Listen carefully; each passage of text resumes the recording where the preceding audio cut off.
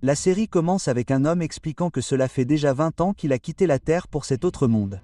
Aujourd'hui, il va enfin vaincre le monstre et sauver le monde. Il y a des explosions massives dues aux attaques de météores, mais au milieu des décombres, quelque chose émerge, demandant au héros s'il a vraiment réussi à résister à cela. Bien que ce soit le cas pour lui, il semble que ses camarades s'en sortent à peine.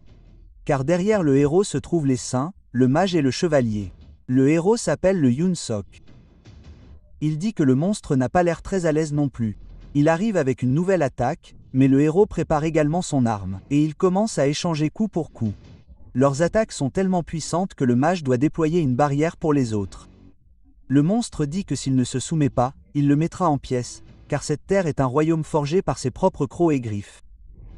Alors que les attaques fusent, il commence à faire voler son bâton en hélicoptère, les déviant et les bloquant. Il resserre ensuite la prise sur son arme, disant qu'il va déjà en finir. Au bout de sa lance, une lumière vive commence à se former avant qu'il ne la tire. C'est ce qu'on appelle la flamme du fantasme paradoxal, qui fend tout ce qui se trouve derrière elle. Il charge en avant pour ne pas laisser au monstre le temps de se remettre, se précipitant de là où il était droit sur lui. Lui et le monstre commencent à se crier dessus avant de rebondir d'un endroit à l'autre, détruisant le terrain autour d'eux à cause de leur combat. Le monstre arrive avec un upper gauche que le héros bloque, mais il est projeté en arrière et parvient à lui griffer l'œil.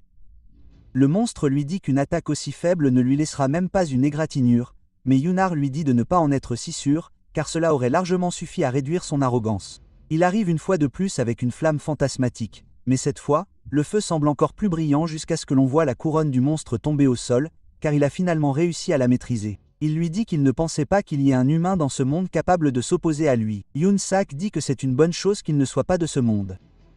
Le monstre lui dit qu'il raconte des bêtises jusqu'à la fin. Mais cela n'a plus d'importance maintenant, car il pourrait tomber, mais son corps sera absorbé par la terre et un jour il reviendra. Mais il réalise ensuite que ce n'est pas le cas, car il est en train d'être effacé. Yoon Sak dit qu'il doit être surpris que sa résurrection ne fonctionne pas. Mais cette flamme est sa capacité spéciale, la flamme paradoxale du fantasme. Contrairement au feu ordinaire qui brûle en utilisant de l'oxygène, celle-ci utilise des concepts abstraits comme combustible. Comme l'ego, la raison ou les souvenirs, il a entendu dire qu'il ressuscitait depuis des siècles. Mais c'est terminé maintenant parce que ce qui brûle actuellement, c'est son existence elle-même. Elle rit en disant que si son heure est venue, et même si elle est effacée, on ne se souviendra jamais de lui comme du héros qui a sauvé le monde parce que ces gens qu'il appelait ses camarades prient en réalité pour sa mort en ce moment même. Il dit qu'il sait. La saintiste lui dit de ne pas écouter les mensonges. Et Yunar dit que la saintiste le séduisait tous les jours, disant qu'elle l'aimait, mais qu'en vérité, elle le détestait comme un étranger au plus profond de son être. Sa séduction était un acte calculé. Donc, lorsque la chasse était terminée et qu'il était temps pour eux de se débarrasser de lui, le héros hésitait à l'attaquer. Il demande à la saintiste si elle peut l'entendre. On la voit frustrée par cela. Il dit que les deux autres sont exactement les mêmes. Le chevalier a reçu le trésor national de l'empereur juste pour le tuer parce que l'empereur avait peur qu'il prenne son trône. Et le mage qui aime l'expérimentation humaine le déteste parce qu'il s'oppose à l'esclavage. En bref, il sait depuis 5 ans qu'ils essaieraient de le tuer une fois qu'il aurait achevé le monstre. Le monstre dit qu'il ne comprend pas. Avec ce pouvoir, il aurait pu facilement détruire ce monde qui a pointé sa lame sur lui. Il dit que c'est parce qu'il ne se soucie honnêtement pas du tout de ce monde et qu'il veut juste rentrer chez lui. Le monstre demande ce qu'il veut dire. Yoon Sak explique qu'il y a 20 ans, en 2005, selon la date, cela aurait pu être avant YouTube lui-même, mais il dit qu'il était un employé de bureau ordinaire. Mais il a été invoqué dans ce monde par quelqu'un appelé la déesse. Il y a eu beaucoup d'histoires comme celle-là où un humain ordinaire réussit dans un autre monde. Mais le monde dans lequel il est arrivé n'était rien de moins qu'un désastre. Il a tout essayé pour revenir, mais il n'y avait qu'une seule issue. Pendant 20 longues années, il s'est entraîné à affronter les monstres. Une nuit, alors qu'il quittait le village, les gardes lui ont dit que même s'il était le héros, il ne devrait pas errer seul. Il a sauvé un enfant de ce village en demandant à être conduit. Mais ils ont dit que l'enfant allait clairement mourir, et que c'était un gaspillage de médicaments. Yoon Sok a déclaré que le monde était si cruel qu'ils ont choisi de détourner le regard plutôt que de secourir les blessés. Mais le problème encore plus grave était que les normes médicales et d'hygiène étaient équivalentes à celles du Moyen-Âge. Pour eux, amputer une jambe pour une infection mineure était une folie et ils ne pouvaient même pas faire appel à des guérisseurs car ils avaient tous été mobilisés pour la guerre. Certains prêtres ont interpellé Yanzak en disant que l'enfant avait été enlevé par un monstre et en lui demandant comment il l'avait ramené. Et il a ajouté qu'il y avait quelque chose d'encore plus effrayant que les monstres eux-mêmes. Ce sont ces gens dégoûtants qui n'ont même pas la moindre notion des droits de l'homme qui ont brûlé des villageois sur des poteaux en pensant qu'ils étaient possédés. Il a enduré cela pendant ces 20 années, et finalement, il a vaincu le monstre derrière tous les autres, et c'était terminé. Le chevalier dit que maintenant qu'ils ont été capturés, ils se sentent soulagés, mais ils ne peuvent pas le laisser en vie. Yoon Sok dit qu'il déteste vraiment ce monde, et le chevalier réalise qu'ils ont un gros problème ici. Alors qu'ils sont allés vaincre un monstre, ils ont fini par en créer un aussi. Yoon Sok prend une profonde inspiration, disant qu'il a rempli son devoir, disant à la déesse de tenir sa promesse. Le ciel rouge lui-même commence à s'ouvrir tandis qu'un rayon doré descend et elle dit qu'il a travaillé très dur et que grâce à ses efforts, il a vaincu le monstre. Il lui dit simplement de se rappeler qu'elle a dit qu'elle le renverrait sur Terre avec toutes ses expériences, ses souvenirs et même son âme parfaitement intacte. Elle sourit en lui demandant s'il déteste vraiment ce monde à ce point, car il a acquis suffisamment de pouvoir pour la menacer elle aussi, mais s'il retourne sur Terre, toutes ses réalisations en tant que héros disparaîtront. Il rit en disant qu'elle devrait arrêter de faire semblant car il sait qu'elle est soulagée qu'il parte comme promis. Elle dit que c'est parce que ce monde n'a plus besoin d'un monstre. Elle veut juste savoir s'il ne le regrettera pas vraiment. Il dit qu'il n'y a qu'une seule chose qu'il veut, c'est retourner dans le monde qu'il a connu et c'est tout. Elle dit qu'elle comprend et il baisse les yeux sur ses mains cicatrisées en disant que ce monde misérable est enfin terminé.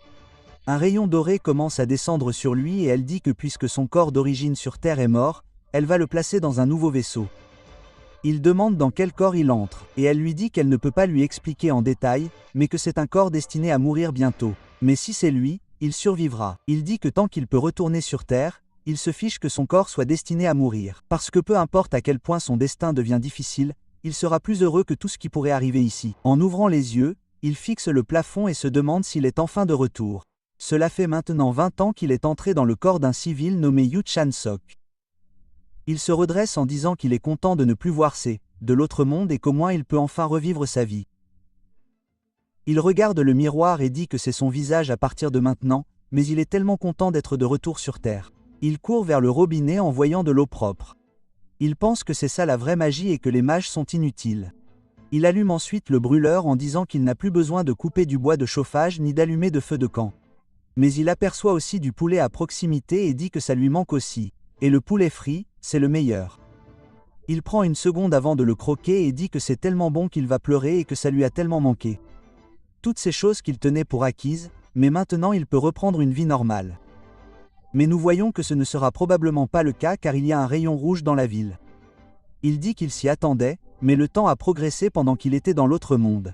Mais ce ne sera pas aussi terrible que celui-là, peu importe à quel point il a du mal à s'adapter. Il va prendre une douche, disant qu'il est tellement content qu'il y ait de l'eau chaude qui coule sans aucun poids, mais aussi du vent froid qui souffle lorsqu'on appuie sur un simple bouton. Même le ciel clair et lumineux n'est même pas comparable à cet autre monde puant. Alors qu'il regarde par la fenêtre, il dit qu'on est en 2025 et qu'il devrait aller jouer à StarCraft. Un monstre saute à la fenêtre, l'effrayant alors qu'il trébuche en arrière.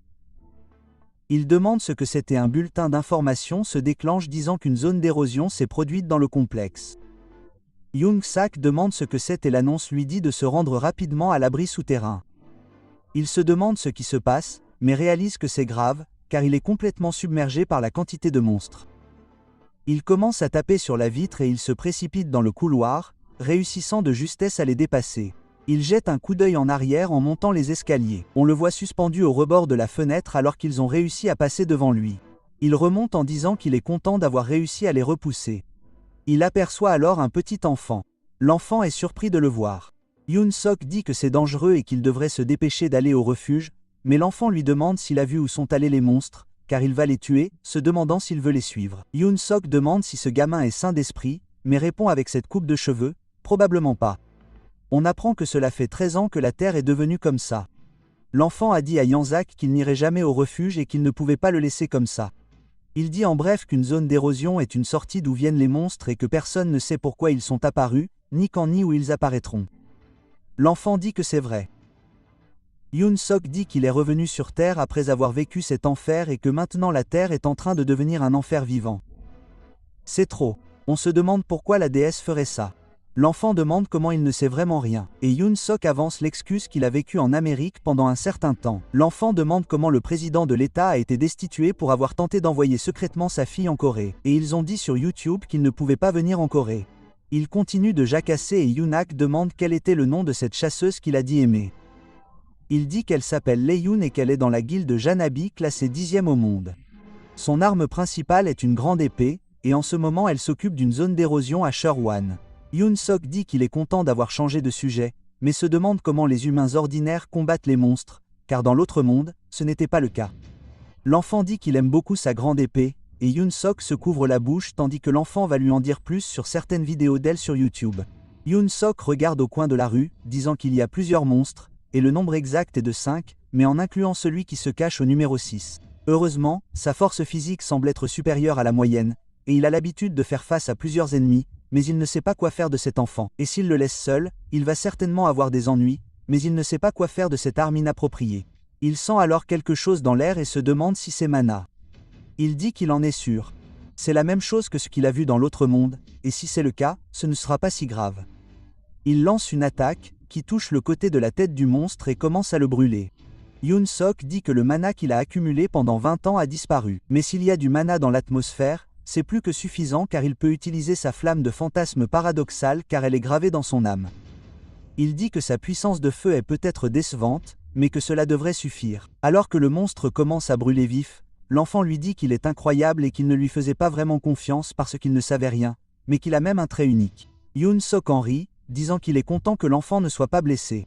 L'enfant accourt en disant que la chaîne YouTube officielle de la Hunter Academy a déclaré qu'il était important de confirmer la mise à mort. Yoon-sok lui dit d'attendre car la flamme ne s'éteindra pas tant que la cible ne sera pas morte. Alors que le monstre bondit sur l'enfant, on voit du sang couler et les yeux de l'enfant commencent à se remplir de larmes. Yoon-sok dit qu'il ne sait pas ce qu'est YouTube, mais qu'il devrait absolument arrêter de le regarder, mais demande à emprunter son bâton. Le monstre commence à combler l'écart. Le gamin le lui tend. Yoon-sok le remarque et commence à utiliser le bâton pour fendre les monstres en deux comme il le ferait dans l'autre monde, éliminant ainsi tout le groupe. Le gamin est sans voix et dit qu'il doit être un chasseur qui cache son identité. Yoon-sok dit qu'il n'aurait jamais pensé sentir autant de sang même après son retour sur Terre et qu'il a traversé tout cet enfer juste pour reposer en paix. Mais si le monde est comme ça, il n'est pas différent de là où il était. Dans l'abri souterrain, on voit qu'il est plein de monde. Les portes s'ouvrent et Yoon-sok et le garçon arrivent enfin à l'abri, mais il continue à japper. La mère du gamin le repère et commence à crier pour l'appeler. On apprend qu'il s'appelle Yan et elle remercie Yoonar, disant qu'il a dû traverser une période difficile parce qu'il est tellement immature. Yan voit que sa mère est riche à cause de ses vêtements de luxe, car tout cela a l'air très cher, et dit qu'il n'est pas étonnant qu'il ait agi de manière aussi gâtée. Tout le bâtiment commence à trembler lorsqu'un monstre le transperce du poing. C'est du venin ? Il se met alors à hurler et tout le monde commence à s'enfuir. Même Yan lui dit qu'il devrait se baigner. Yan dit qu'il n'a jamais demandé grand-chose. Il voulait juste le monde tel qu'il le connaissait, sa chère ville natale, et avoir la paix. Il se demande si c'était vraiment un souhait si excessif. En regardant sa main déjà marquée, il interpelle le gamin en disant qu'il est riche, alors pourquoi essaie-t-il de devenir un chasseur et qu'il pourrait simplement vivre dans un endroit sûr, caché, sans avoir à se battre? Yanung explains that a lost is that to a monster it appeared in the bunker even though they thought it was safe and they realized that there is no safe place on Earth to begin with. So even though he's not strong like him yet and monsters are scary, he's going to become the strongest hunter and eliminate all the monsters then save the world. Yanung tell him that it seems like a foolish dream, but Yansuk cue him off saying that he'll make a fine hunter and though he won't be the one to save the world, that's okay. Yanukong plus petit que Hun plus grand que S mom tell him that they should get going. But Yanung says that he can't because he's still back there fighting. They then hear the sound of a loud shockwave and Yan turns only to be surprised like if Yansok was a ray of hope. He says that's what he's going to do. Saving the world is something someone who's done it before does better because it'll be easier the second go around. Quelque temps plus tard, Yoonar dit qu'il a survécu à cette expérience précédente en utilisant les connaissances de sa vie passée. Et même s'il a promis à ce gamin qu'il sauverait le monde, il n'a littéralement rien fait. Il a juste travaillé dur, mais il trouve cela beaucoup trop facile. Et bien qu'il ait dit au gamin qu'il sauverait le monde parce qu'il l'avait déjà fait une fois, il a dit ces mots avec beaucoup d'ambition devant tout le monde. Mais son désir de sauver le monde n'a pas duré longtemps. La seule raison pour laquelle il l'a fait auparavant était que les choses quotidiennes qu'il avait ici sur Terre lui manquaient. Et maintenant, tout est à portée de main. Et que sauver le monde est un travail pour les chasseurs. Lorsqu'il ouvre son téléphone, il voit qu'il est complètement fauché. Il explique que le propriétaire initial de son corps, Chansok, était un employé de la logistique et qu'il vivait de ses indemnités de licenciement en raison de la faillite de l'entreprise suite à une brèche. Les brèches sont le nom donné aux monstres qui sortent. Mais bon, il dit que maintenant que l'indemnité de licenciement a disparu, il a essayé de trouver un nouvel emploi, mais il n'y a presque plus d'embauche normale. Mais la plupart des entreprises semblent faire faillite à cause des violations constantes. Et bien qu'il ait besoin de ce travail pour survivre, il ne sait pas quoi faire. Il envisage alors de devenir chasseur, car il a beaucoup d'expérience dans ce domaine. Il se rend donc à l'association. Certaines personnes sont vraiment enthousiastes et nous entendons un homme parler à ses amis en disant que ce type est bien trop excité pour être un simple chasseur. Les examens de sélection sont devenus une simple frime de nos jours. On est sélectionné tant que l'on montre ne serait-ce qu'un soupçon d'avoir un trait de caractère unique, et honnêtement, ils sont tous pareils. Rien que du menu fretin. Pendant qu'il continue à jacasser, une femme entre dans le bâtiment, tombe sur l'un d'eux, et il se retourne en lui demandant qui diable elle pense être, et ce n'est autre que Cheun, dont Yanoun parlait. Il se demande si sa guilde est vraiment venue ici pour repérer quelqu'un personnellement.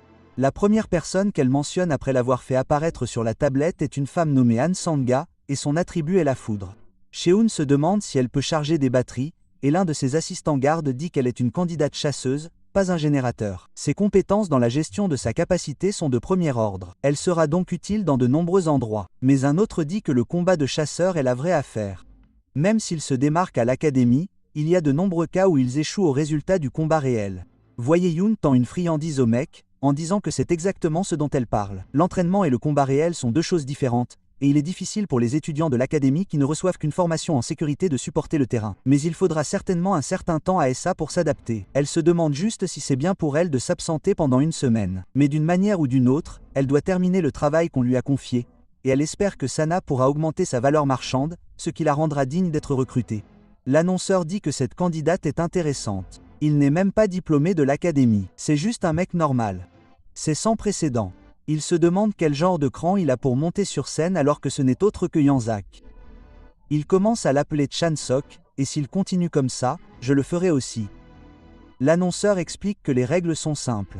Ils ne peuvent utiliser aucune arme personnelle autre que celles qui leur sont fournies, et il est interdit d'infliger des blessures mortelles ou de tuer l'adversaire. Yoon Sok dit que puisqu'il a décidé de devenir chasseur, la première chose qu'il doit faire est de sauver le monde qui est sur le point d'être détruit. Deuxièmement, il veut juste bien manger et bien vivre. Son adversaire dit que c'est ridicule, mais Yoon Sak explique qu'il doit faire le bien ici pour être recruté. L'annonceur leur dit à tous les deux de se mettre en position et lève la main avant de frapper, disant de se battre. Le type fonce en disant que son adversaire est quelqu'un qui ne peut même pas rassembler de mana et qu'il devrait être honoré de perdre contre lui. Yoon Sok fixe le gars qui sourit, devenant arrogant, il explique qu'il est invaincu à l'académie en maniement de la lance. Yoon Sok plante sa lance dans le sol. Et lorsque le gars s'avance, ne voyant rien, il est juste confus, demandant où il est allé. Yans apparaît derrière lui, disant qu'il est vraiment maladroit et le frappe d'un coup de poing dans le ventre.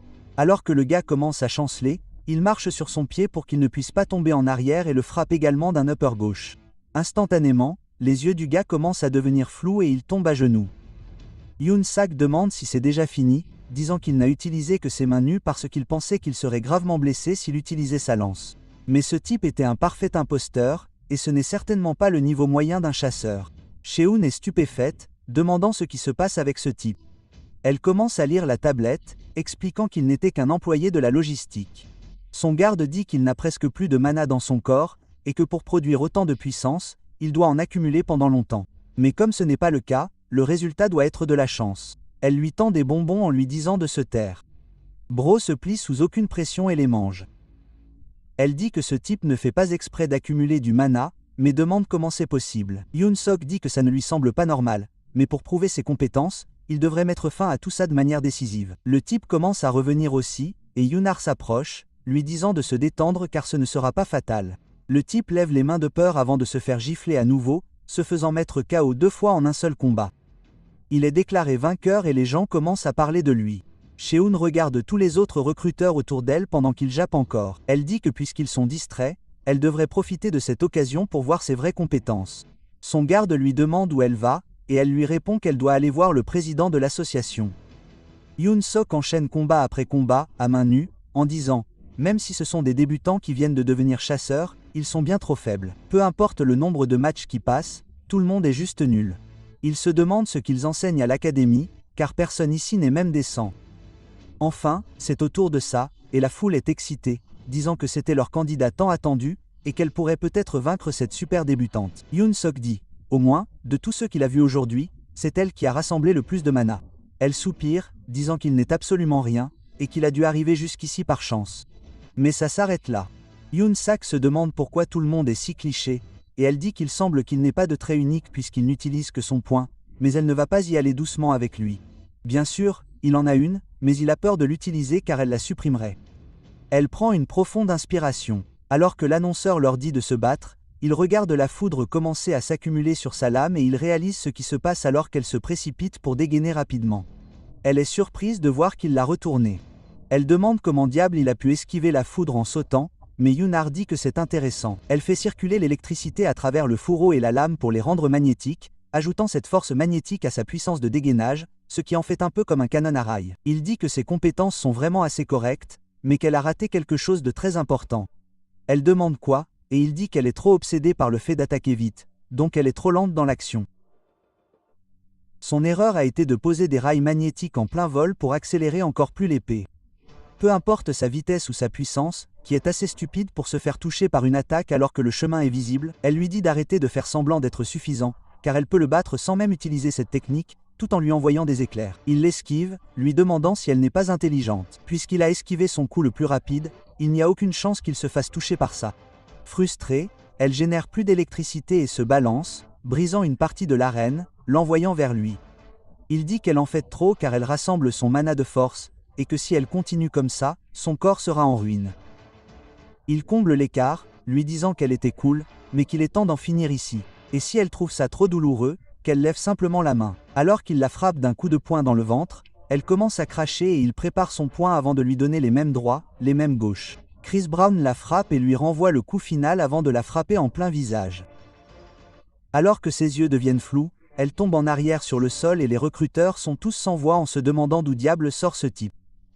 Ian Sok dit qu'elle était définitivement meilleure que les autres, mais pour s'effondrer à ce point, elle s'est trop reposée sur mana et a négligé son entraînement physique. Il se demande si elle est vraiment sur le point de se relever, mais elle lève plutôt la main en tremblant, et il se souvient lui avoir dit de le faire et en rit. Un autre membre de l'association court vers l'annonceur et lui chuchote quelque chose à l'oreille. Il dit ensuite à tout le monde que le calendrier du tournoi a été modifié et que Chansok devrait faire une pause. Il se demande de quoi il parle car il pensait que c'était terminé. Mais l'annonceur dit que dans quelques instants un match entre le vainqueur et un chasseur professionnel aura lieu. Cela a été rendu possible grâce à l'autorisation spéciale du président. Il demande donc l'intérêt du public. Les gardes de Suns se rendent compte qu'elle est vraiment allée le faire. Et Yoon Sak dit que l'adversaire est déjà visible sur les écrans. Seul le public peut le voir et à en juger par leur réaction, ils doivent être assez doués et ils doivent essayer de vérifier ses capacités. Et que ce soit ici ou dans l'autre monde, certaines choses ne changent pas. Cheon s'avance, traînant sa lame, demandant qu'elle sache que c'est peut-être un peu impoli qu'elle soit arrivée sans prévenir, mais qu'il n'y a pas d'autre moyen de confirmer correctement ses compétences. Et elle se présente. Elle dit que la scène était un peu trop petite pour lui jusqu'à présent, et qu'ils devraient faire un match ensemble. Bien qu'il puisse refuser car c'est soudain, elle pense qu'il devrait le faire. Il a l'air impressionné, disant que l'aura et le sang-froid qui se dégagent de son corps ne sont pas du bluff, et qu'elle est une vraie pro. Avec son corps actuel, ce serait dur même avec une lance, mais il accepte le combat. L'annonceur est surpris lorsque Yunar dit qu'il est prêt à le faire maintenant. Et pour être honnête, il n'a pas encore vraiment utilisé beaucoup d'endurance. Il pense qu'elle peut le dire. Elle le traite d'audacieux et il lui dit que s'il doit se battre, c'est mieux ainsi. S'il obtient les meilleurs résultats possibles, elle est l'adversaire idéal pour cela et il est temps pour lui d'augmenter un peu sa valeur marchande. Je vais probablement commencer à l'appeler Chansok s'il continue à utiliser ce nom. Un peu plus tard, après le début des combats, on voit les spectateurs horrifiés, tout comme l'annonceur. On n'entend que le bruit du métal qui s'entrechoque lorsque Cheon arrive pour un puissant coup. Chansok le bloque, disant que c'est fou pour une femme d'avoir autant de puissance. Il parvient à la repousser un peu et à créer un peu de distance. Il dit que sa vitesse a considérablement diminué par rapport au début, mais ce n'est pas qu'il n'y a pas d'ouverture. C'est juste qu'avec ce corps, il n'a pas la force de passer à travers ces espaces. Elle dit qu'elle pensait qu'il aurait enfin une chance de s'échauffer, mais il est peut-être déjà trop épuisé. Mais il s'en est bien sorti car elle pensait qu'il ne tiendrait que 5 minutes environ. Elle ne s'attendait vraiment pas à ce qu'il tienne 30 secondes. Elle écarte les bras avant de charger, disant qu'elle va le laisser se reposer maintenant. Chansok dit que le mana qu'il a collecté est pratiquement inexistant, et que le mana dans l'atmosphère est rare. Il prend une profonde inspiration, disant qu'il ne voulait pas l'utiliser, mais qu'il n'a pas le choix. Il doit utiliser sa flamme fantasmatique paradoxale. Elle le regarde dans les yeux, réalisant qu'il va tenter quelque chose, mais continue son attaque. Il crée ensuite une certaine distance et elle dit qu'elle a frappé avec suffisamment d'intensité pour que cela soit inévitable, lui demandant ce que c'est que ce bordel.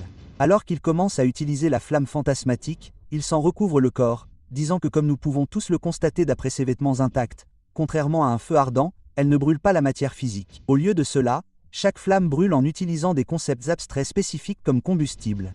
Il dit qu'avec sa puissance actuelle, il peut brûler des concepts avec des points d'inflammation élevés comme l'ego ou la raison. Donc, le concept qu'il va brûler maintenant est quelque chose qu'il a beaucoup accumulé aujourd'hui. Il commence à charger à ce moment-là, et elle voit qu'il est devenu plus rapide. Il dit que ce qu'il échange en fait maintenant, c'est la fatigue.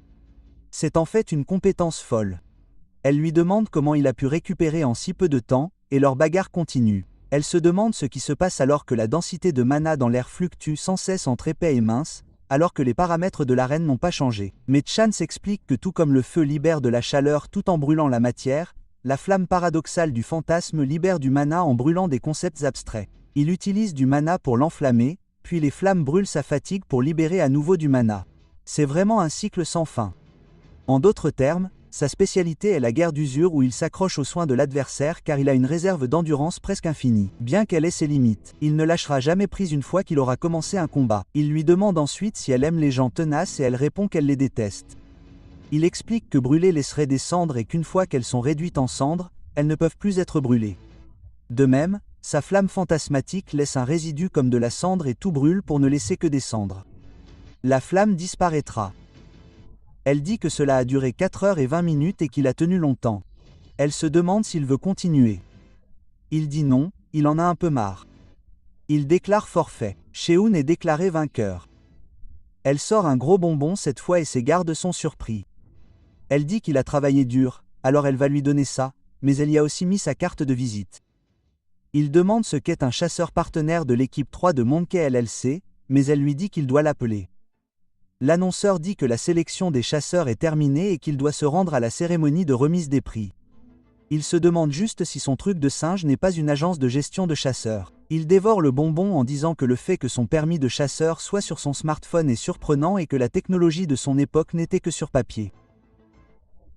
Il continue de lire le contrat et dit qu'il contient à peu près tout. Un homme s'approche alors de lui en disant qu'il est bien plus beau en personne que devant une caméra. Chansak lui demande qui il est et lui tend sa carte de visite.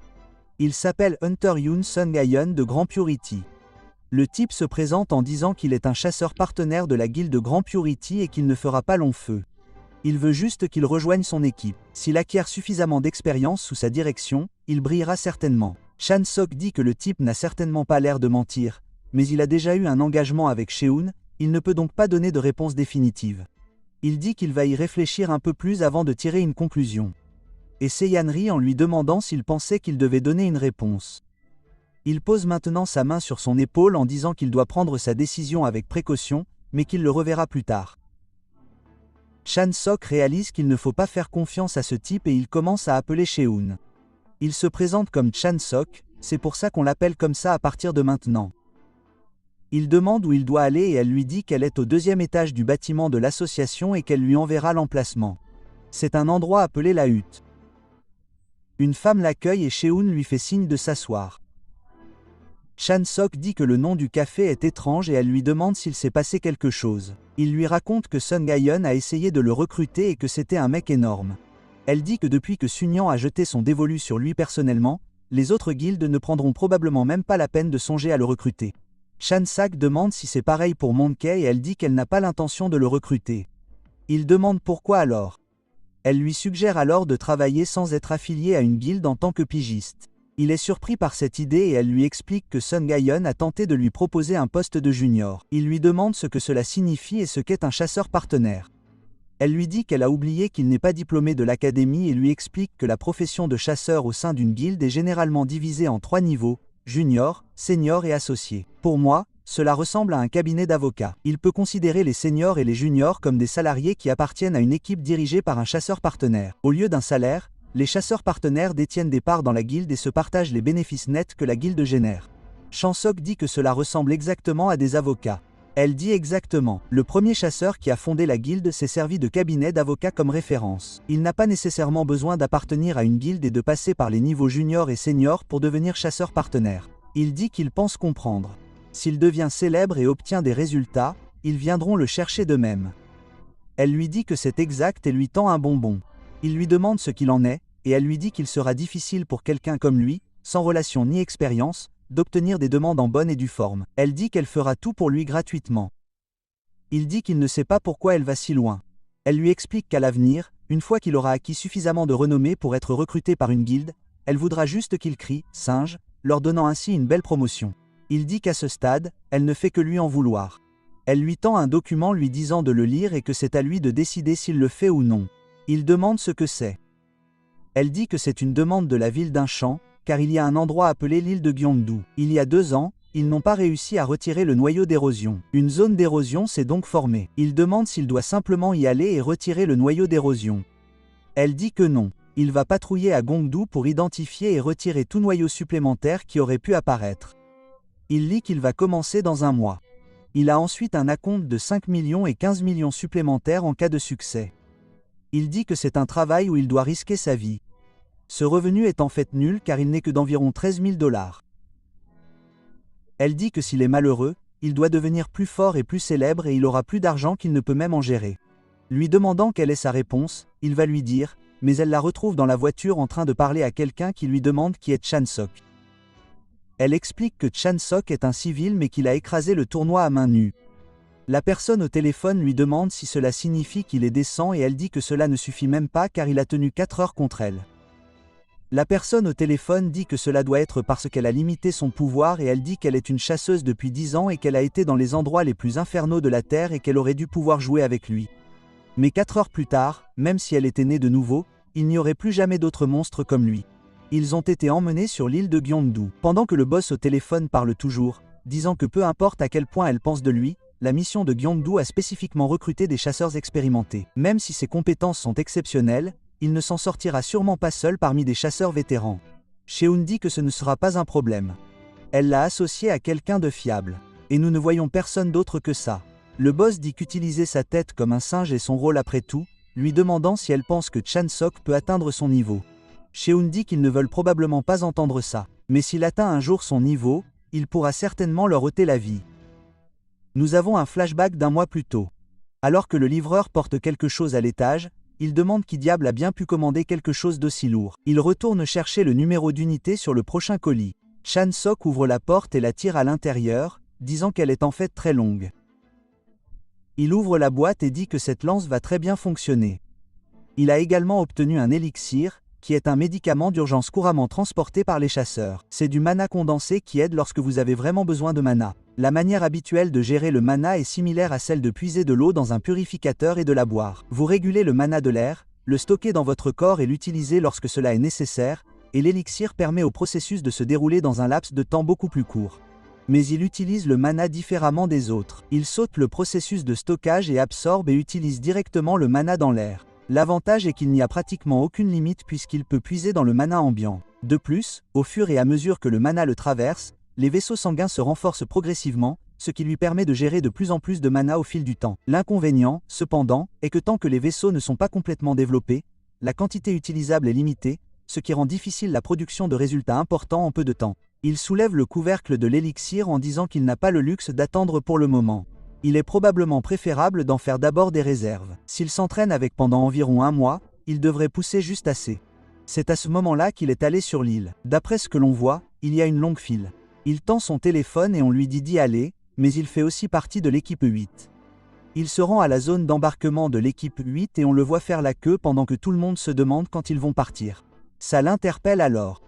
Il dit que ses cheveux ont l'air beaucoup plus calmes maintenant que la dernière fois, et elle dit que c'était juste à cause de l'électricité statique.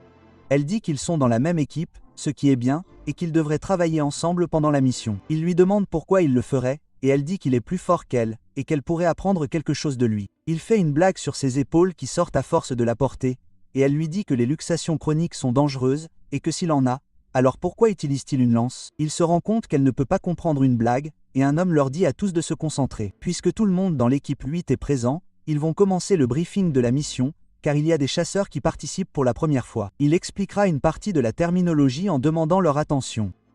Il explique que les zones de corruption sont classées en grade 1, 2, 3 et non classées, celles qui sont proches du grade 1 étant les plus dangereuses. De plus, la première zone de corruption à apparaître dans une zone spécifique reçoit la désignation supplémentaire d'alpha, et la zone alpha sur l'île est située à l'église à l'extrémité nord-est d'Insari. Elle n'est toujours pas classée pour le moment, mais étant donné que les zones deviennent plus fortes avec le temps, il déconseille fortement de s'en approcher. Leur mission est de patrouiller dans les zones, d'identifier les zones nouvellement formées et de les éliminer. L'un des membres demande s'ils font vraiment une mission d'élimination avec des débutants. Le bateau commence enfin à s'en approcher et certains membres de l'équipe racontent qu'ils peuvent sentir le froid jusqu'ici. Chan-sok dit qu'ils exagèrent. Et quand lui et Song descendent, quelqu'un siffle, disant que la situation à l'intérieur de l'île est surveillée par le centre de commandement offshore, et que s'ils ont besoin d'aide pour les contacter, ils souhaitent bonne chance aux chasseurs. Les membres de l'équipe commencent à décider du plan, et Chan-sok dit qu'il devrait pouvoir couvrir les 2 zones en une semaine. Il se retourne en se demandant de quoi il parle, et il dit qu'il devrait installer une base à Agaza et opérer avec cet endroit comme centre. Certains membres demandent qui il est car ils n'ont jamais vu son visage auparavant, mais aussi pourquoi il a choisi cet endroit parmi tous les autres. Il explique que de là, ils peuvent voir leur cible et aussi du sommet de la montagne. L'autre cible est visible. Il y a aussi des vestiges d'anciens temples là-bas, ils peuvent donc les utiliser comme logement. Il pensait que cela serait évident. Ils lui disent qu'il y a plein d'endroits plus proches et qu'ils pourraient être encerclés après avoir escaladé la montagne, mais il dit qu'ils ne combattent pas des milliers d'ennemis. Alors, comment encercler une montagne ? Il continue en disant qu'ils ne veulent pas suivre un chasseur sans expérience. Et Chan-sok dit qu'il y a toujours des gens comme ça, peu importe le monde. Ils décident de se séparer et d'agir séparément. Alors qu'ils commencent à se frayer un chemin à travers les bois, nous voyons ça suivre Chan-sok, mais aussi quelqu'un d'autre. Chan-sok dit que son mana est en fait plus élevé que celui de Songs et nous apprenons que ce type s'appelle Kim Mjay. Il demande à Min-jae pourquoi il les suit. Min-jae dit que c'est leur première mission à tous les deux et qu'il craignait de laisser 2 débutants opérer séparément. Chan-sok le remercie de sa considération en disant qu'il y a au moins une personne bien ici. Il remarque alors quelque chose et s'arrête rapidement en leur disant d'attendre. Il demande ce qui ne va pas et il leur dit de jeter un coup d'œil discret. Ce qu'il repère, c'est un groupe de gobelins qui rôdent dans la zone. Min-jae dit qu'il devrait les contourner car ils sont bien trop nombreux. Au minimum, ils sont 50. Chan-sok leur dit de rester calme et leur demande quel est son trait de caractère. Min-jae lui demande s'il a vraiment l'intention de se battre contre eux, le traitant de fou. Chan-sok dit qu'il est tout à fait naturel pour un chasseur de se battre et lui demande à nouveau quel est son trait de caractère. Il lui répond que c'est le feu. Puis Chan-sok lui demande quelle est sa compétence la plus sûre. Il lui répond que c'est la boule de feu. Chan-sak lui dit donc que lorsqu'il donnera le signal de lancer leur première attaque, Min-jae a l'air surpris et ça lui demande ce qu'elle doit faire. Min-jae n'arrive pas à croire qu'elle le fasse aussi, disant que c'est imprudent car c'est 3 contre 50 et qu'il pensait que c'était leur première mission à tous les deux. Puis il suggère une fois de plus qu'ils contactent les autres chasseurs par radio, mais Chan-sok dit qu'ils n'arriveront pas à temps, contrairement à ceux qui sont allés directement ici. Les autres chasseurs cherchent le long de la côte. Il n'y a aucune garantie qu'ils arriveront même s'ils entendent l'appel. Et s'ils attendent que les monstres se dispersent, ils pourraient devenir une menace pour les autres chasseurs. Min-jae dit qu'il a raison. Même s'il y a un chasseur à proximité, après ce qui s'est passé plus tôt, il pourrait ne pas venir immédiatement. Chan-sok dit que cela signifie qu'ils doivent au moins gérer cela ici et maintenant. Et dans une situation où ils sont désavantagés, ce dont ils ont besoin, c'est d'une embuscade. Ils n'ont pas le temps, alors il va l'expliquer rapidement. Il dit à Min-jae qu'il va d'abord frapper le centre avec une boule de feu. Pendant que Min-jae fait cela, il couvrira les côtés. Il dit ensuite à ça ce qu'il doit faire également. Min-jae dit que le plan est vraiment précis et qu'il envisage toutes les éventualités.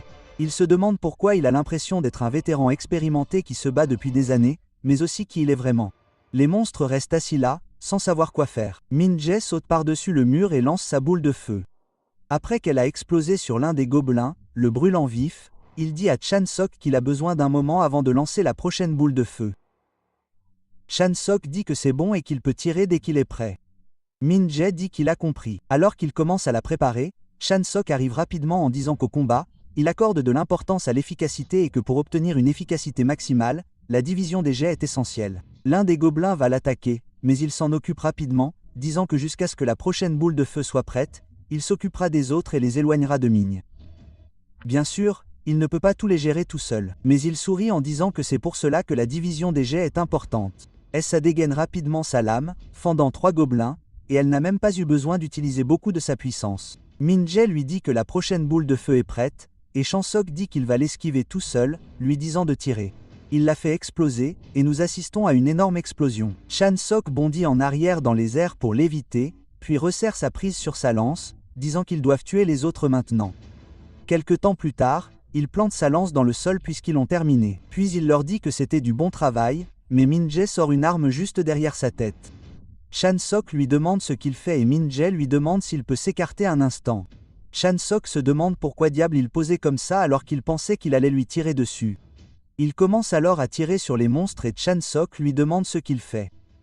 Min-jae explique qu'une fois la mission terminée et la sécurité assurée, le ferrailleur avec lequel il a passé un contrat viendra récupérer la puce électronique du monstre. Chan-sok demande ce que c'est et Min répond qu'il est difficile pour eux de récupérer directement les sous-produits des cadavres car ils sont encombrants et lourds. Donc s'il implante des puces comme ça et qu'une fois la mission terminée, les revendeurs viennent. Ils récupèrent tout ce qui semble avoir de la valeur. Ensuite, ils estiment la valeur de ces objets, les vendent et partagent les bénéfices avant de récupérer leurs puces électroniques. Ils prennent leur commission contractuelle et rendent le reste à la famille du chasseur décédé.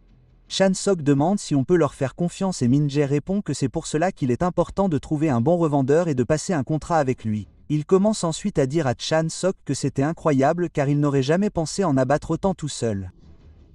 Pendant qu'ils sont distraits, un monstre bien plus gros arrive et s'abat, mais Chan-sok écarte Min-jae. Il demande s'il va bien, et il se prépare pour le prochain combat. Le monstre commence à leur sourire, et Chan-sok dit que d'après ce qu'il peut voir, c'est un boss intermédiaire ou quelque chose comme ça. C'est un de frère Chupacabra ou un truc de gobelin chauve-souris humain. Chan-sok dit que c'est plutôt mauvais en fait et que ça doit être le chef de ces gars d'avant. La quantité de puissance magique qui en émane est d'un tout autre niveau que les précédents et il leur dit de ne pas intervenir car il s'en chargera. S'il est après eux, ils ne pourront certainement pas s'échapper. Sa et Min-jae disent que s'ils se battent ensemble, ils pourraient probablement se replier pour signaler la situation lorsqu'il y aura une ouverture. Mais Chans dit qu'il ne va pas se répéter, ils doivent se replier à moins qu'ils ne veuillent rentrer chez eux dans un sac mortuaire. Ils ont des frissons et il dit qu'il vaut mieux qu'ils s'en chargent seuls. Il peut utiliser sa flamme fantasmatique sans se soucier des alliés et en finir le plus vite possible. Et il lui dit de commencer. On entend le terrain se faire détruire. Puis Min-jae dit qu'il devrait peut-être l'aider car il a l'air en danger. Ça dit que ce n'est pas nécessaire et qu'on pourrait croire qu'il est repoussé, mais il n'a pas été touché une seule fois jusqu'à présent. Chaque fois qu'il transperce l'ennemi, les flammes noires qui s'en dégagent s'accrochent à lui et elle se demande ce que c'est que ce bordel. Plus il s'accumule, plus le monstre est lent jusqu'ici. Même au début, quand il semblait avoir du mal, ce n'est plus le cas car il joue avec. Elle lui demande comment il fait pour être un débutant comme elle parce qu'elle n'y croit tout simplement pas. Le monstre s'approche pour un autre coup, mais Chan-sok recule et après avoir créé une certaine distance, il resserre sa prise sur sa lance avant de la lancer en l'air. Min-jae et elle sont toutes les deux déconcertées par cela. Et alors que le monstre fonce droit dessus, elles lui disent de faire attention. Mais juste au moment où il arrive en pleine figure, il se fige et tombe au sol tandis que sa lance redescend, le transperçant et le clouant au sol. Il dit que pour qu'il puisse bouger même après avoir épuisé toute sa force physique, il doit en finir maintenant. Il le regarde finir de tuer le monstre et Min demande comment c'est possible. On aurait dit qu'il était clairement repoussé, mais avant qu'il ne s'en rende compte, le monstre était à terre. Alors, que s'est-il passé? Chan-sok demande alors s'il est normal qu'un monstre comme celui-ci apparaisse sur l'île. Min-jae dit qu'il ne sait pas non plus, car d'après ce qu'il sait, cela ne devrait pas être le cas. Peut-être que si c'était une zone d'érosion avec une unité d'érosion, mais il faudrait qu'elle soit de niveau 3. Chan-sok se souvient de l'unité de classement d'avant et dit qu'il se souvient avoir entendu dire qu'elle n'était pas classée, et si c'est le cas, alors elle l'est désormais. Il semble que l'unité d'érosion alpha ait été améliorée. Ils sont tous les deux surpris et S a dit que le briefing a dit que ce n'était pas le cas, mais il dit qu'elle doit y réfléchir rationnellement. Si ce n'est pas un grade 3, ils ne peuvent pas expliquer la situation actuelle. Min-jae dit que la différence entre un grade 3 et un grade non classé est un fossé énorme comme le ciel et la terre. Et si c'est vrai, les chasseurs qui peuvent revenir et survivre seront presque inexistants. Il lui dit alors qu'ils doivent aller sauver les autres chasseurs car avec son niveau de compétence, même un grade 3 ne serait pas si mal. Mais Chan-sok dit qu'il ne veut pas. Comment est-il censé trouver et sauver tous les chasseurs errants sur cette île tout seul, car il a ses limites et ne peut pas faire ce qu'il ne peut pas faire. Leur mission n'est pas de sauver les chasseurs en crise, mais de déterminer et d'éliminer tous les monstres qui apparaissent, et on ne peut pas s'attendre à ce qu'il fasse autre chose que son travail. Sana dit alors qu'elle a une question, lui demandant comment il pense qu'il serait s'il était dans leur situation. Il lui demande ce qu'elle veut dire, et elle lui répond qu'il se sentirait sûrement lésé et rancunier, et que si c'était le cas, il devrait aller les sauver. Il dit qu'il ne dit pas ça parce qu'il ne comprend pas les émotions que les gens ressentent. Il parle des conséquences.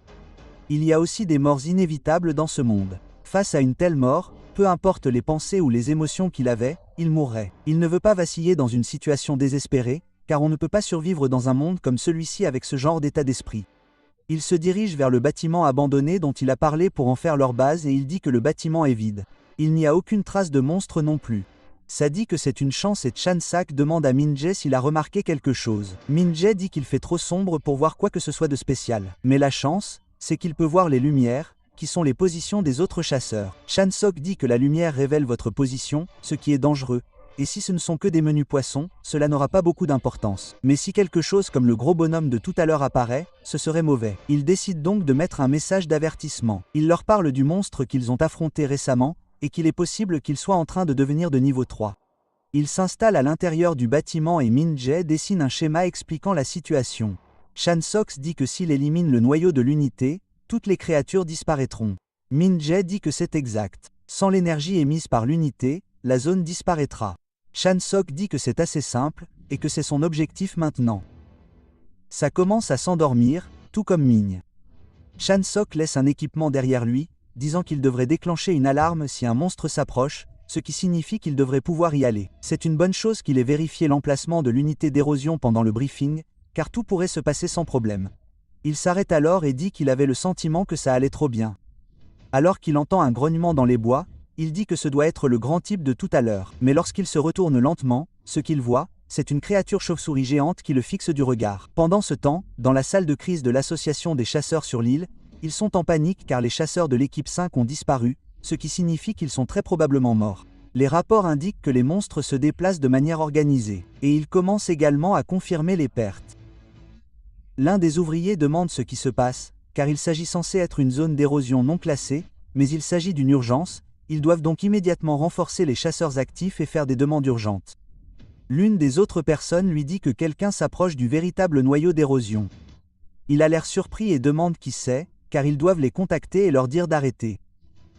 L'homme lui dit que la personne qui s'y dirige en ce moment n'est autre que Chansok, un chasseur de l'équipe 8. L'ouvrier le reconnaît comme étant le premier à avoir reconnu l'amélioration de la zone. Il lui dit de se connecter à son terminal tout de suite et de confirmer qu'il est en vie. Étant donné qu'une amélioration du noyau d'érosion comme celle-ci n'a jamais été confirmée auparavant, dans ce cas, il a été le premier à le découvrir. Mais il se dirige également directement vers le noyau, ce qui signifie qu'il pourrait connaître la réponse. Il s'y connecte et nous voyons le monstre poursuivre Chansok et il dit que cette chose est bien plus rapide qu'il ne le pensait. Il commence à crier après l'équipe pour ne pas avoir enquêté correctement, demandant comment ils ne sauraient pas qu'ils se sont trompés dans leur classement. Et il commence à enflammer chacun d'entre eux. Et ils débattent de le mettre en sourdine, mais au moins ils ont confirmé qu'il est en vie. Il dit que sa flamme fantasmatique actuelle n'a pas le pouvoir de tuer des individus. Pour les plus forts, il n'a pas d'autre choix que de réduire leur santé avec sa flamme et de les achever avec sa lance. Mess n'a pas l'intention de ralentir, mais aussi, il a tiré trop de mana de l'île en combattant cette chauve-souris géante pendant la journée, ce qui signifie qu'il est bien plus faible que d'habitude. Il ne peut pas non plus quitter l'île. Il doit donc trouver un endroit sur l'île où il peut puiser du mana. Il repère quelque chose devant lui, disant qu'il l'a trouvé, alors qu'il suivait l'endroit où le mono était le plus dense. Alors qu'il commence à sauter dans le portail, la chose géante en forme de chien chauve-souris commence à le suivre. Il lève les yeux vers elle, disant qu'elle doit suivre, puis continue de la narguer pendant qu'il saute dedans. Dans la salle de situation, il signale que son signal a été perdu, ce qui signifie qu'il est entré dans le noyau. Une fois à l'intérieur, il dit que c'est très différent de ce qu'il pensait. Ils ont déjà mentionné que les non classés et les rangs 3 ne se propagent pas aussi vite. Et si c'est aussi gros, il se demande quelle est la taille des rangs 1 et 2. Le monstre commence à s'approcher de lui par derrière, et il dit que puisqu'il est là, il est temps pour lui de mettre fin à cette histoire entre eux deux, car il n'est pas vraiment du genre obsessionnel. Le monstre commence à rugir et il explique que l'un des plus gros problèmes avec sa flamme fantasmatique est qu'elle se propage à tous les êtres vivants, sauf lui, même s'ils sont alliés. Si elle atteint un niveau qu'il ne peut pas contrôler, il ne peut plus l'utiliser. Et bien que ce soit un inconvénient, puisqu'il se bat actuellement seul, alors qu'il enflamme entièrement le monstre, il dit que se battre en solo signifie que l'inconvénient est complètement annulé. Mais la vraie chose va commencer maintenant. Le mana commence à tourbillonner autour de sa poitrine, en particulier son cœur. Il dit que le mana qu'il a aspiré de cette chose se répand dans tous les coins de son corps, et cela élargit ses méridiens, les rendant plus résistants. Il expire brusquement, disant que c'était en fait bien mieux que ce à quoi il s'attendait. Alors que le monstre est là-bas, tremblant de douleur après s'être fait voler son mana de force, il se met à crier. Chansok remarque l'eau qui ondule et comprend ce qui se passe. Lorsqu'il regarde autour de lui, il est entouré d'un groupe de chauves-souris de tout à l'heure. Il dit que c'est dommage, car le submergé de chiffres ne signifiera plus rien, car ils sont instantanément supprimés par sa flamme fantasmatique. Il dit qu'il est plusieurs fois plus fort qu'avant, mais qu'il est toujours loin d'être là où il était. Il se demande où se trouve le noyau, disant que Min-jae a mentionné que c'est généralement le monstre le plus puissant dans cet espace. Il entend ensuite une voix dire « Feu », puis elle dit « Quand il est dehors », car il arrive pour une attaque surprise. Il se retourne et esquive l'attaque alors qu'il se brise sur le sol. Il dit qu'il a délibérément attendu que sa flamme s'éteigne et l'a même mentionné à voix haute. Cela signifie que c'est le noyau et qu'il est à un autre niveau. Il dit qu'à ce niveau, il pourrait probablement réussir un combo à 4 coups et il commence à charger en agitant sa lance pour le distraire. Il prépare la première attaque et porte une attaque en direction de sa poitrine qu'il bloque. On voit que c'était complètement inutile lorsque l'arme du monstre commence à s'ébrécher. Chan-sok explique qu'il s'agit d'une lance lunaire double. Lorsqu'elle transperce le flanc du monstre, une traînée bleue se forme le long de sa trajectoire d'attaque, et cette traînée imite parfaitement la première frappe, en la répétant 4 fois. C'est juste une technique simple qui enchaîne 4 coups. Mais que se passe-t-il si la traînée bleue attaque juste un instant plus tard? Cela devient une danse délicate qu'il est difficile d'esquiver. Lorsqu'il affronte les ennemis avec un combo retardé, ils finissent forcément par glisser et se font prendre par les attaques. Maintenant qu'il a été touché par sa lance, il comble l'écart en disant que c'est terminé maintenant. Alors qu'il commence à la déchaîner une fois de plus, mais cette fois-ci, il porte 6 coups, chacun étant la lance lunaire double. Le monstre hurle de douleur une dernière fois avant de commencer à disparaître. Il dit qu'il ne s'attendait pas à en tirer quoi que ce soit, mais une boîte apparaît dans ses mains. Il l'ouvre et est surpris. De retour dans la salle de situation, ils sont complètement paniqués car les zones se propagent depuis l'îlot central. Les signaux des chasseurs de Kim 9 ont également été coupés. Le mec commence à s'évader au milieu des cris, disant que tout est terminé. À moins qu'un miracle ne se produise, tout ce qu'il peut faire, c'est rester là et les regarder se faire assassiner. Le mec de tout à l'heure lui dit qu'un message de Chan-sok, qui est entré dans le noyau d'érosion, est arrivé. Il demande ce qu'il dit, et il dit qu'il va le mettre à l'écran tout de suite. Il leur dit à tous que le noyau d'érosion alpha a été nettoyé à ce moment-là. Les autres chasseurs le confirment, disant que les monstres ont été éliminés. Le mec dit qu'un miracle s'est effectivement produit, demandant comment. On voit Chan-sok lever les yeux au ciel, disant que l'air est vraiment agréable en ce moment. De retour à l'extérieur, on voit beaucoup de monstres chauves-souris se faire déchiqueter par les éclairs de Song alors qu'elle doit se donner à fond au point que son poignet commence à trembler à cause de l'usure. Elle doit utiliser ses 2 mains pour soutenir son épée, et elle dit qu'ils étaient bien plus nombreux que pendant la journée. Mais Chan-sok a également disparu. Min-jae lui tourne le dos et lui demande si elle pense qu'ils s'en sortiront vivants car leur bâtiment a été complètement démoli. Elle dit que Min-jae est déjà à bout et qu'elle ne sait pas combien de temps elle pourra encore tenir. C'est en fait la grosse chauve-souris mais des petits gars. Il commence à se tordre et elle s'avance pour combler l'écart mais se rend compte qu'elle est en train de tomber car elle perd la sensation dans ses jambes. Min-jae crie pour l'appeler mais n'a pas le luxe de se laisser distraire car un monstre s'approche de lui aussi. Le silence devient étrange, mais lorsqu'elle ouvre lentement les yeux, elle est surprise car ils sont tous les deux témoins de la transformation des monstres en brume noire. Finalement, tout le monde se retrouve et Chan-sok dit qu'il y a eu beaucoup de blessés qui demandent s'il y a eu un saccage pendant son absence. Les autres membres de l'équipe 8 sont surpris de le voir, mais réalisent que c'est lui qui a nettoyé l'érosion tout seul. Min-jae lui fait signe de la main en disant qu'il a été surpris lorsqu'il a reçu son texto lui demandant comment il avait même pensé à s'attaquer seul à la source. Il dit que son cœur a bougé avant que son corps ne fasse tout pour protéger ses compagnons chasseurs ou quelque chose comme ça au moins. Ça et Min-jae réalise qu'il raconte des conneries, mais Chan-sok décide de jouer les gentils, disant que s'il avait su que ça se passerait comme ça depuis le début, il serait parti plus tôt. Quelqu'un s'approche alors de lui disant qu'il est ravi de le rencontrer. Il se présente comme Jong Tae, disant qu'il est directeur de succursale du tribunal d'exploitation du district Nord. Chan-sak reconnaît le nom, disant que c'est lui qui lui a dit de venir ici. Jang Tae lui demande s'il a un moment car le maire aimerait le rencontrer. Chan-sak dit qu'ordonner aux gens d'aller et venir semble être un trait commun chez les personnes âgées. Et maintenant qu'il y pense, le contrat ne mentionnait pas la récompense pour avoir nettoyé au niveau 3. Quelqu'un d'autre s'approche de lui et il se présente comme étant Pilji, un agent de communication et de coopération. Il l'escorte à l'intérieur en disant que le maire attend avec impatience la réunion et qu'il a été choqué lorsqu'il a reçu le rapport de l'île à l'aube. Le maire a même annulé tout son programme matinal après l'avoir vu. Chan-sok dit qu'ils auraient pu prendre leur temps pour leur réunion car ce n'est pas comme s'il avait fait quelque chose de spécial. Bilji lui dit qu'un chasseur débutant détruisant une source de niveau 3 en solo n'est pas arrivé depuis le tout premier chasseur du Grand Seigneur. Chan-sok dit qu'il comprend pourquoi car même pour lui, c'était un peu dur tout seul, mais pour qu'il y ait quelqu'un d'autre pour le faire, ce type doit être un vrai monstre. Pil-jae dit au maire que Chansok est arrivé et il le remercie d'être venu jusqu'ici en se présentant comme Park Jan. Il s'excuse de l'avoir interpellé par ce temps épouvantable, mais il lui dit d'aller s'asseoir. Alors qu'il ordonne à Pil-jae de lui apporter du café, Jan lui dit qu'il a rendu un grand service au pays et qu'en tant que maire de la ville, l'île était un véritable casse-tête pour lui. Il fallait s'en occuper, mais avec un budget limité et l'embauche de guildes coûteuses, c'était difficile. Chansok dit qu'il doit être soulagé que ce soit réglé maintenant puisqu'il l'a résolu à faible coût. Il dit exactement ce qui l'a motivé à le dire, mais il a aussi entendu dire que c'était sa première demande. Chansok dit que c'est vrai, et Jan dit que penser qu'une personne aussi formidable a commencé son parcours dans sa ville, il est fier en tant que maire. Il continue de faire un baratin sur le pays et évoque la façon dont l'aéroport d'Inchan gère d'innombrables aspects logistiques et autres, de sorte que toutes les villes internationales voisines sont inondées d'investisseurs étrangers, au point qu'il leur est difficile de choisir.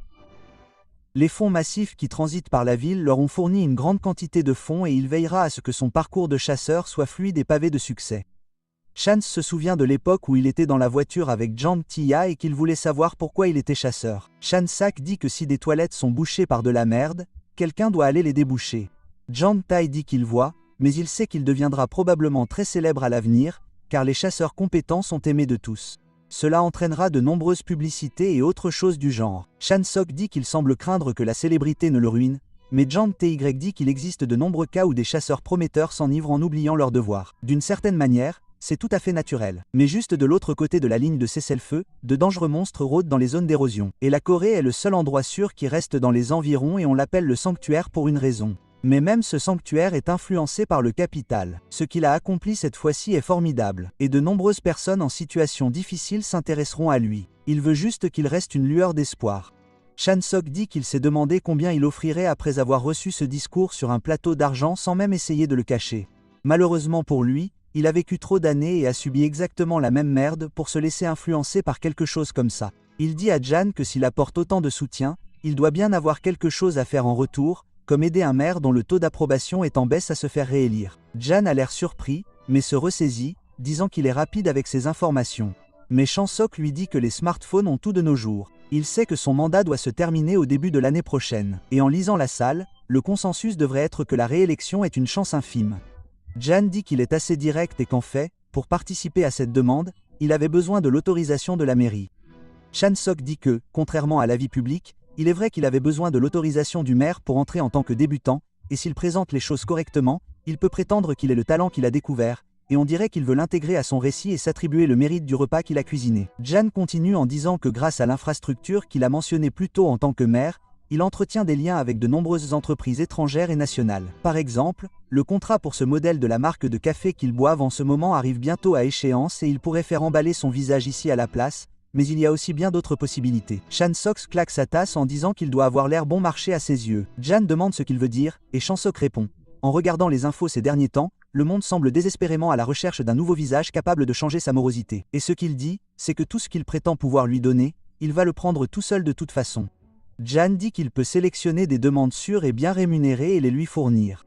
Chansok dit que c'est une offre vraiment horrible, mais il faut envoyer ses félicitations au modèle de mélange de café car il semble qu'ils pourront renouveler leur contrat. Quelque part sous un pont, on voit un homme s'agenouiller devant quelqu'un d'autre en disant que le test de l'île a été un échec et la personne s'excuse. Le type cagoulé dit qu'on ne peut rien y faire tandis que le mec agenouillé dit qu'il y a de bonnes nouvelles car il a reçu un extrait de l'examen de qualification de chasseur. Ce n'est autre que le combat de Chansok avec Cheun. Et la personne regarde ça en riant en disant que c'est assez impressionnant. Laissez un like ou un commentaire pour aider la chaîne. Merci d'avoir regardé.